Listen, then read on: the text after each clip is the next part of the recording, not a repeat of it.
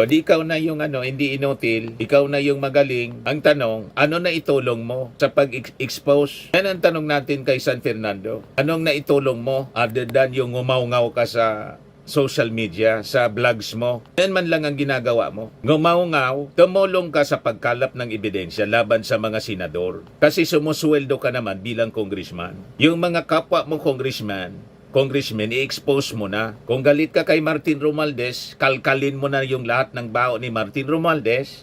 Isabit mo sa ombudsman para maipakulong mo. Yan ang challenge natin. Ang problema kasi, lahat kayo daldal, lahat kayo propaganda lang sa social media. Madali lang kasi ang dumaldal. At hindi ka tumulong na sumusweldo ka naman mula sa taxes of the Filipino people. Tumulong ka sa pag-expose ng mga anomalya sa Congress. Hindi ka man tumutulong other than sige mo lang ang vlog. Daldal dito, daldal doon, pa-interview dito, parang si Meow Meow.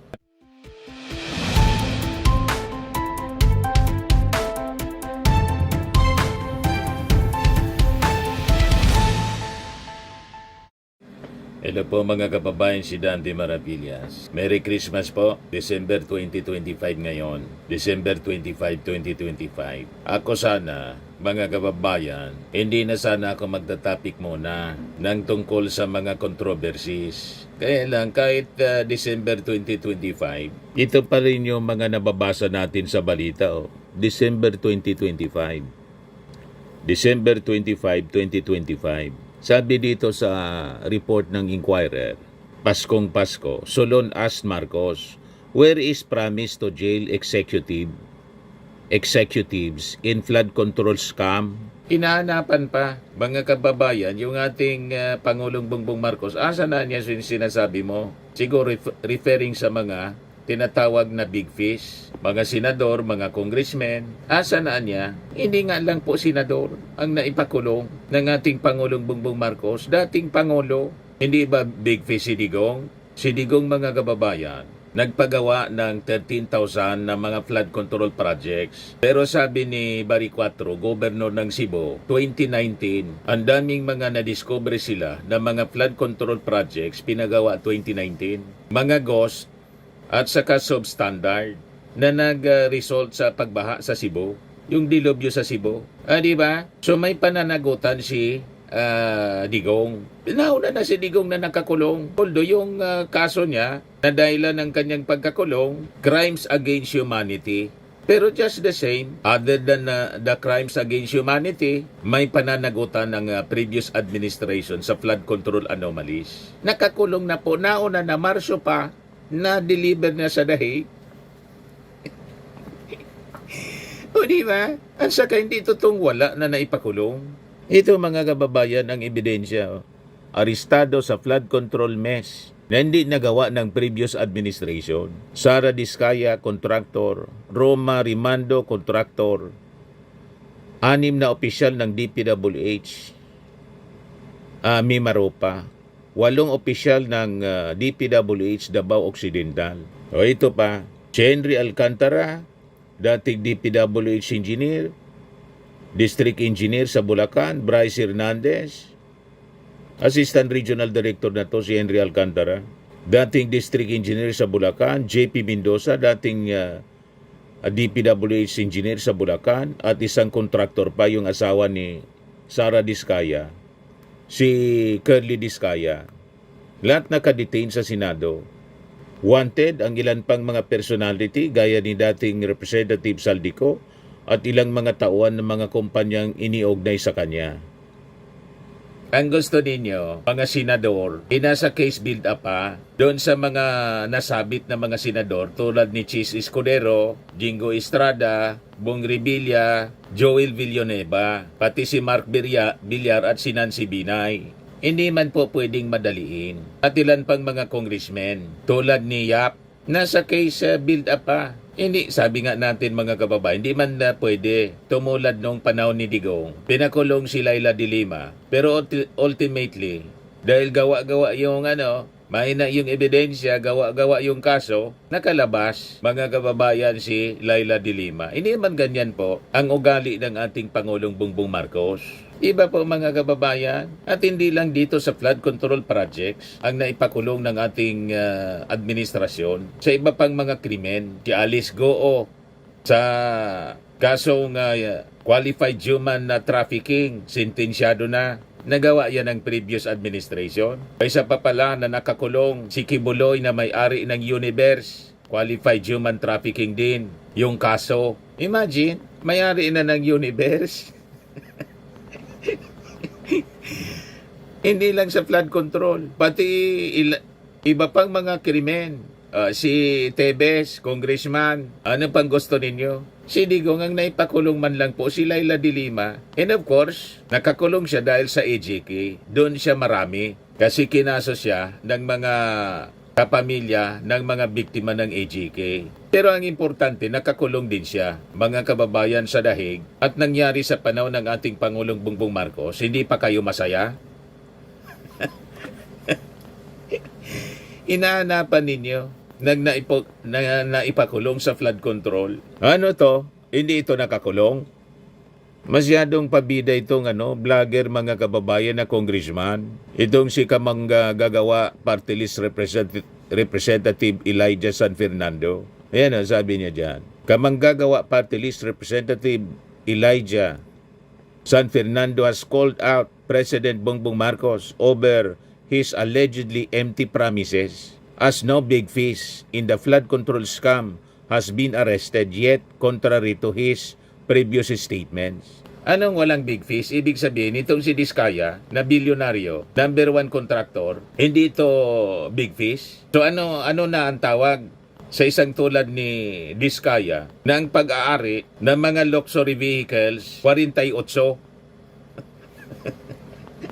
Hindi yan big fish? Si Saldico na pati mga air assets, although hindi pa siya nakakulong, dahil siyempre tumakas, na-freeze pati yung mga air assets, hindi yan big fish. Diba? Tumulong kayo sa pagkakalap ng ebidensya laban dito sa mga akusado sa flood control, hindi yung daldal kayo ng daldal. Diba po? Yan ang problema dito sa mga critics. Ang gusto nilang makulong kasi, alam na namin, ang gusto ninyong makulong si Martin Romualdez, maghanap kayo ng ebidensya laban kay Martin. At mismo yung ating Pangulong Bongbong Marcos, ang gusto ninyong isabit sa flood control anomalies. Maghanap kayo ng ebidensya na nag-uugnay sa ating Pangulo. Maghanap kayo ng testigo. Hanapin ninyo si Gutesa at pauwiin ninyo si Saldico para ipin down si Martin Romualdez at saka ang ating Pangulo. Pag nagawa ninyo yan, maghanap kayo ng ebidensya. Tumulong kayo sa pag-gather ng mga ebidensya kung gusto ninyong makulong ang mga personalities na gusto ninyong ipakulong. Ang problema, alaman talagang ebidensya laban sa ating Pangulo at kay Martin Romualdez pero gusto ninyong ipakulong. Yan na mali sa inyo. Maghanap kayo ng ebidensya para makulong. Hindi puro lang kayo kwento sa social media. Yan, sabi dito, San Fernando in a statement recalled that Marcos previously said that there would be no Merry Christmas for individuals involved in the infrastructure corruption scheme as they would be behind bars before the holidays. However, the lawmaker said that no elected official linked to the scandal has been incarcerated as of Christmas Eve despite months of investigation from Congress and the Independent Commission for Infrastructure. Where is the President's proud claim that people would be arrested before Christmas? How many times has he repeated that there would be no Merry Christmas for those involved in corruption? But here we are. It's the Christmas Eve dinner. No politician has been arrested. Since the ghost and anomalous flood control projects were revealed, all we have heard are press releases trying to look good on camera, an image of bravery and sparing no one, but there are no results, sabi po ni San Fernando.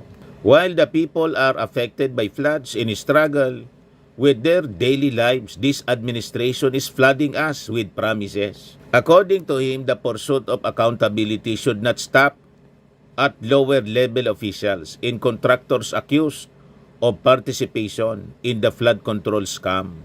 It is not enough that only DPWH officials or contractors are arrested. if the President is serious, congressmen and senators involved in these projects should be arrested too. We cannot just go after those who are cleaning up things while the brains and the godfathers are safe. What's worse is no one has been arrested yet, but now there are key people dying or able to get out of the country. How would you describe that aside from inutil? O di ikaw na yung hindi inutil, ikaw na yung magaling. Ang tanong, ano na itulong mo sa pag-expose? Yan ang tanong natin kay San Fernando. Anong naitulong mo other than yung ngumaw-ngaw ka sa social media, sa vlogs mo? Yan man lang ang ginagawa mo. Ngumaw-ngaw, tumulong ka sa pagkalap ng ebidensya laban sa mga senador. Kasi sumusweldo ka naman bilang congressman. Yung mga kapwa mo congressman, i-expose mo na. Kung galit ka kay Martin Romualdez, kalkalin mo na yung lahat ng bao ni Martin Romualdez. Isabit mo sa ombudsman para maipakulong mo. Yan ang challenge natin. Ang problema kasi, lahat kayo daldal, lahat kayo propaganda lang sa social media. Madali lang kasi ang dumaldal. At hindi ka tumulong na sumusweldo ka naman mula sa taxes of the Filipino people. Tumulong ka sa pag-expose ng mga anomalya sa Congress. Hindi ka man tumutulong other than sige mo lang ang vlog. Daldal dito, daldal doon, pa-interview dito, parang si Meow Meow at saka si Libeste. Pumalap ka ng mga ebidensya. Kasi gusto mo, makulong yung mga senador at congressmen, tumulong ka sa pagkalap ng mga ebidensya. At pagharap ng mga testigo. Yan ang pwede ninyong gawin. Hindi po yung puro daldal. Tapos tatawagin ninyo yung ating Pangulo inutil. Ano kayo? Anong tawag sa inyo na isang congressman na sige lang ang daldal? Alaman kayo na contribution kapag expose na mga anomalya. Ano nang mga documents na i-submit ninyo? Wala kayong pagkakaiba kay Libiste at saka kay Congressman Meow Meow. Lahat lang kwento, lahat lang pabida para mapansin ng media. Yan ang problema sa inyo eh.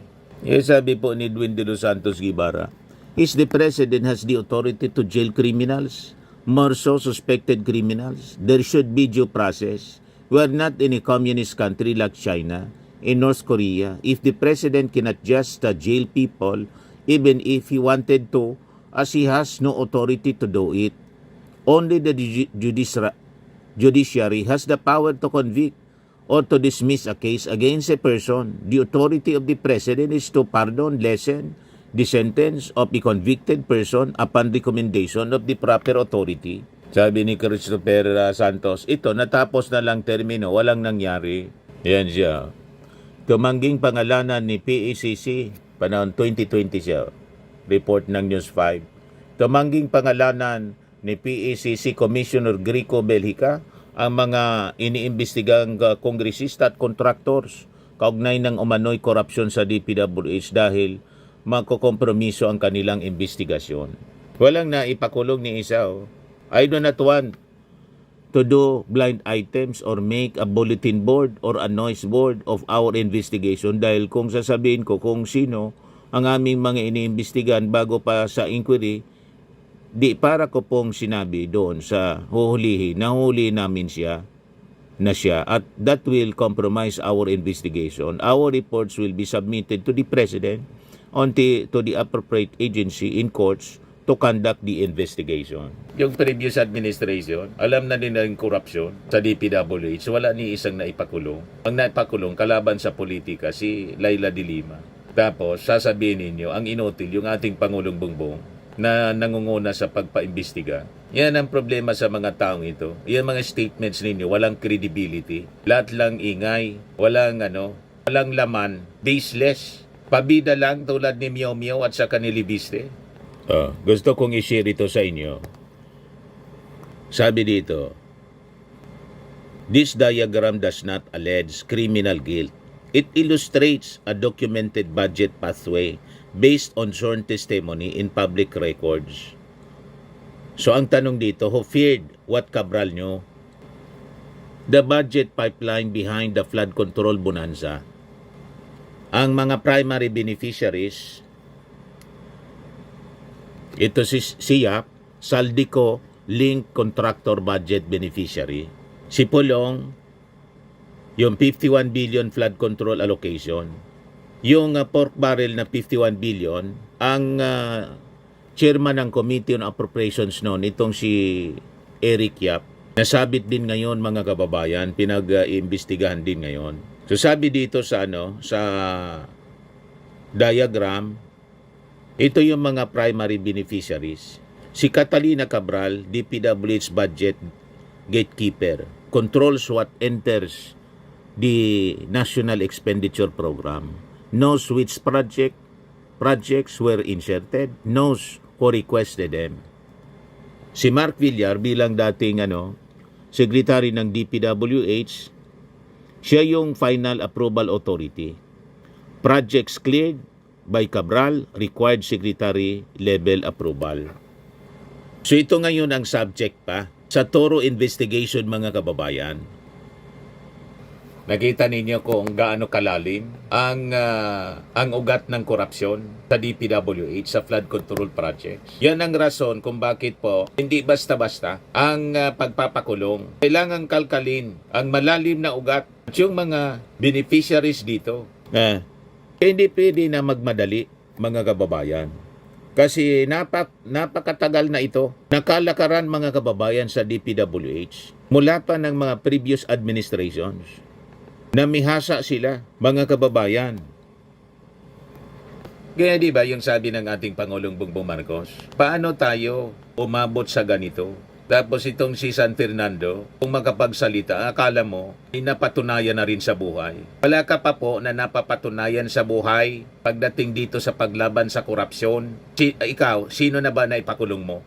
Kabago-bago mo dyan sa Congress, tumulong ka sa pag-build up ng kaso laban dito sa mga kurakot na mga kasama mo. Kung sa tingin mo, pati si Martin Romualdez, ang kinabang, tumulong ka sa pagkalkal ng ebidensya, isubmit mo sa ICI or sa ombudsman, tumistigo ka para maipakulong mo. Gigil na gigil kayo kay Martin Romualdez eh. Bakit hindi kayo magpresenta ng mga ebidensya laban kay Martin Romualdez at saka sa ating Pangulo? Magpresenta kayo ng mga ebidensya, hindi yung daldal ng daldal. So makikita po ninyo sa diagram na pinakita ko sa inyo kanina, napaka-importante ng naging papel ni Cabral sa corruption scandal na nangyayari. Siya po yung nagmamanipula sa mga proyektong pinagkakakitaan ng mga tiwalo sa gobyerno, sa DPWH, yung mga contractors at mga sponsors na mga politiko. Pero hindi po siya nag-iisa, ang dami siyang kasabwat. So anumang panukala o proposal niya, dumadaan siya sa proseso na inaprobahan po ng DPWH. Siya ay isa lamang na undersecretary, so hindi po siya yung final signatory. So marami pong nagkinabang sa galing ni Cabral. Marami ring gumamit sa kanya para pagyamanin yung kanilang mga sarili. Kaya importante talaga yung masusing investigasyon para mapin down kung sino yung mga sabit. Yan o, di ba?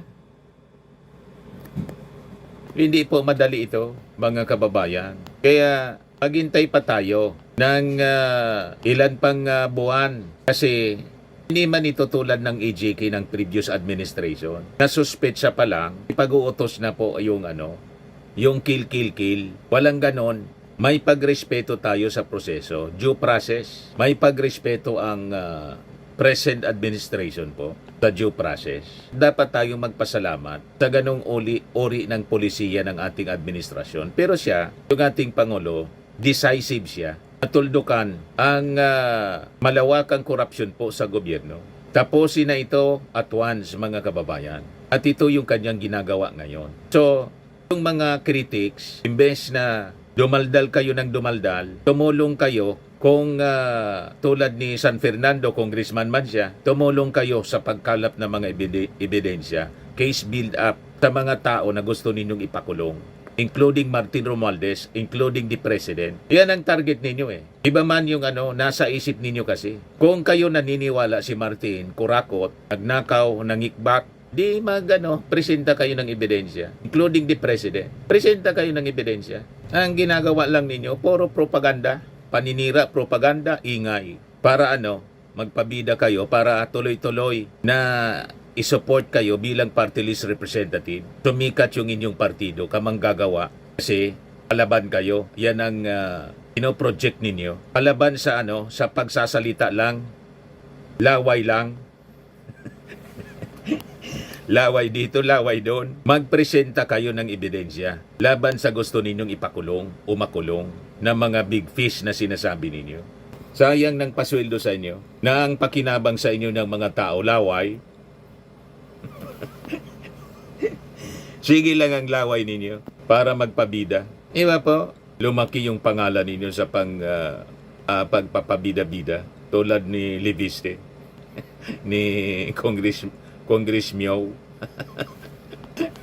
Ano ba? Magkakapareha kasi kayo ng mga pag-iisip. Kaya kayo ganyan. Pari-parehas gutom sa publicity. Para mapansin ng media, magingay na magingay. Wala mang laman, mga kababayan. Ayan man lang po ang ating short video ngayon. Atid sa inyo nitong napakagandang product from Australia. I am Amazing Pure Organic Barley powdered drink mix from Australia. May Amazing Solid Deal po. Ang Amazing Barley.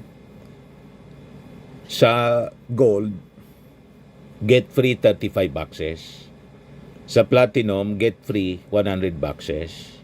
Sa Jade, get free 150 boxes from December 23 to 27, 2025 only.